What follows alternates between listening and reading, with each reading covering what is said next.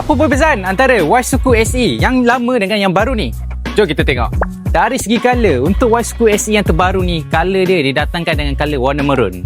Sama dengan nama dia lah, Royal Maroon. Bahagian depan korang boleh tengok lah stiker dia yang nampak cerah dan ada tambahan stiker Isuzu SE. Korang boleh tengok lah, dia ada seakan macam glitter lah, berkilat sikit. Nampak lah macam premium lagi lah. Kalau untuk SE yang lama ni, dia punya stiker ala-ala macam camouflage lah.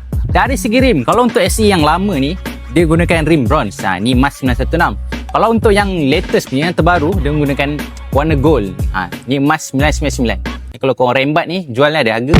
Kalau untuk cover set, untuk exhaust dia, yang bahagian muffler ni, untuk SE yang terbaru ni, dia menggunakan color hitam, full black lah. Kalau untuk yang SE lama tu, dia pakai warna silver. So, nampaklah perbezaan sikit. Dan dari segi spoiler belakang ni, kalau untuk SE yang terbaru ni, dia menggunakan color gold. Kalau untuk yang SE lama, dia menggunakan color hitam. Dari segi buffer dia pula, masih maintain sama je dengan SE yang sebelum ni. Dia ada port charging, nampak premium jugalah. Dia menggunakan suspension KYB berwarna merah.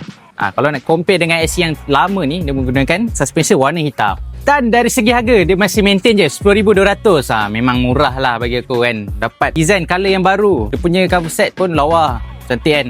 Baik tu. So, kalau korang berminat nak pakai Isuzu SE yang terbaru dan yang lama ni, korang boleh PM tahun sekarang. Isi form kat bio tu. Nanti kita orang PM korang. So, jangan lupa like, comment, share. Follow kita orang untuk video seterusnya. Ciao!